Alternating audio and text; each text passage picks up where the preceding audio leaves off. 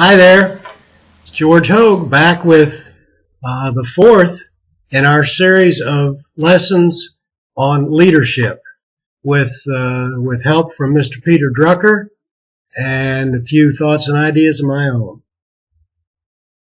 Today I want to talk about the key qualities in leaders. Key qualities.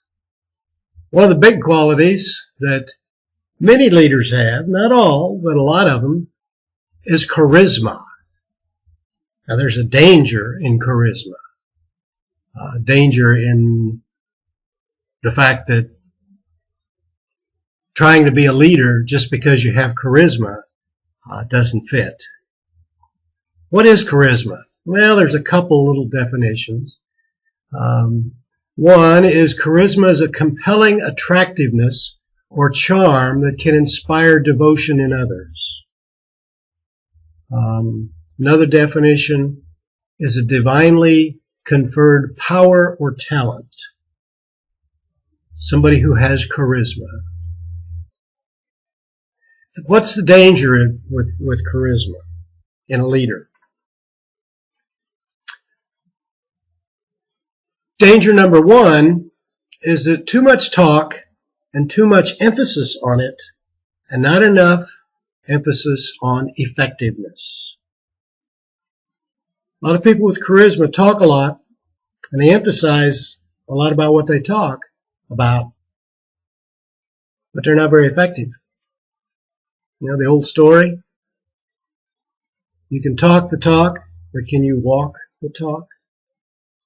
Let me give you a quote from Mr. Drucker. Rank does not confer privilege or give power. It imposes responsibility.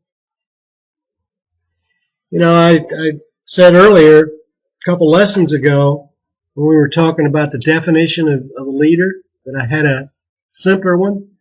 Well, my simple definition is that all you can really say about a leader is that they have followers. Problem is, all leaders aren't good leaders. Let me give you some examples from the 20th century leaders, some of which are kind of painful to think about. There was a guy by the name of Adolf Hitler, Joseph Stalin, Mao, Mussolini. These were all leaders. Were they good ones? No. I would call them misleaders. Not really the kind of people that we want to follow. So what is a true leader? A true leader is somebody who's trustworthy. A true leader is someone who says no and they mean no. A true leader is someone who says yes and they mean yes. And the answer is the same to everyone. I guess in my own little way, that's why I would rule out a lot of political figures as leaders, because they'll say yes to one person and no to somebody else for the same question. I'll give you another quote from Mr. Drucker. Plans are only good intentions unless they immediately degenerate into hard work. Leaders know what they can do and what they can't do. A good leader doesn't try something that they can't do. They know their limitations, they know their skills, and they don't try things that they can't do. Another quote.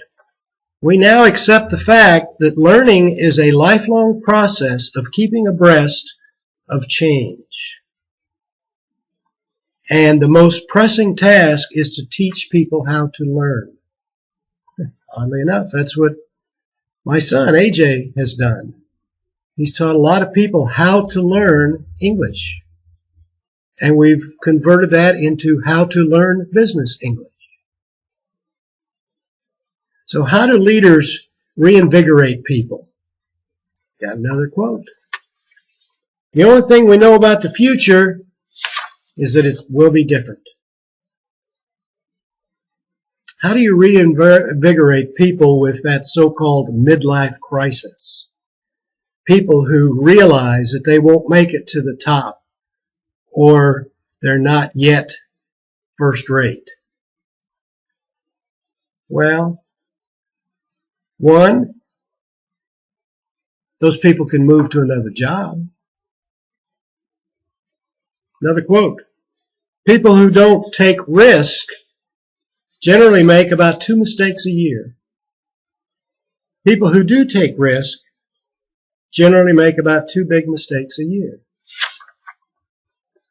Going to another job, is that a risk? Sure it is. You probably make a couple big mistakes each year. If you don't take the risk, you probably make about 2 big mistakes a year. Take the risk. Of course, with the risk, or with the change, means you need some more knowledge. You need to learn. Again, that's what we're trying to help you do here. Learn the broad scope of the business world and all of the pieces that go together and all of the pitfalls and the dangers, and help you with some knowledge and some skills to overcome that. Another key point in reinvigorating people need to increase their technical skills. My gosh, I've said it before, with all the stuff that's going on these days, there's a lot to learn. You need to focus on what you really need to learn, and then learn it. How about another quote from Mr. Drucker? Knowledge has to be improved, challenged, and increased constantly, or it vanishes. You've got to improve your knowledge, challenge your knowledge, and increase your knowledge constantly. Final area I want to talk about here today is character development. What is character? Well, character that I'm referring to is the way someone thinks, feels, and behaves. In other words, someone's personality. Character is developed inside, not outside. Character is not something that you can go to school and learn. You can learn what it should be, but it's inside. It's inside of you. It's your personality. And quite frankly, after the age of 12, your personality is pretty well set. Based on another series of things I did a long time ago. Where were you when? Where were you when you were 12 years old? You tell me that, and I can give you not just where, but about what was going on when you were 12 years old, and I can just about tell you what your personality traits are. Interesting. A true leader must have positive character, positive traits. What are those positive things? Honesty. A true, effective, good leader is honest. Second, trust. You can trust a good leader because that's part of their character. You can trust what they say and what they do and what they commit to. Sincerity.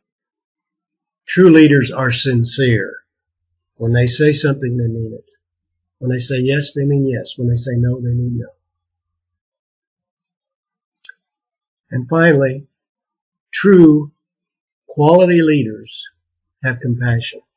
They care. Certainly they care about their mission. They care about their company.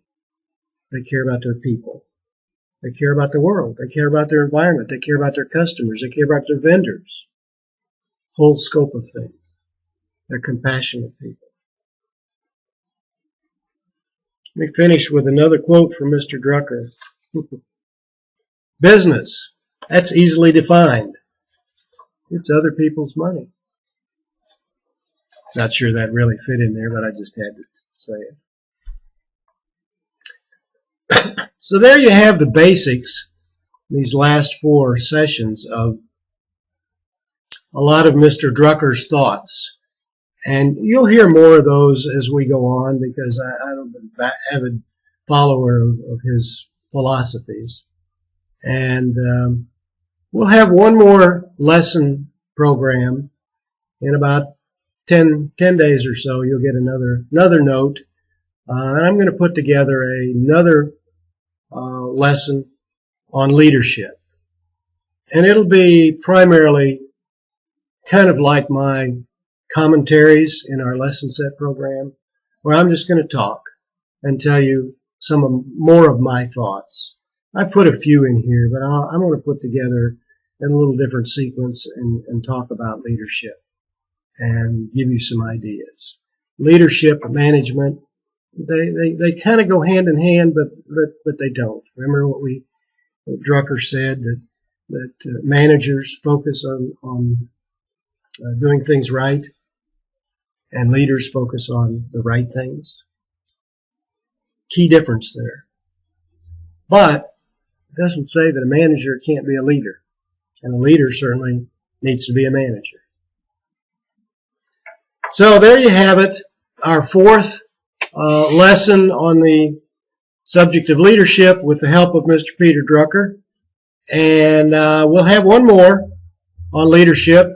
It'll be primarily my thoughts and ideas, my commentary, if you will. I hope this has been beneficial and helpful to you. Put a comment in there in the blog for us, and we will talk to you again in about 10 days with the final piece on leadership.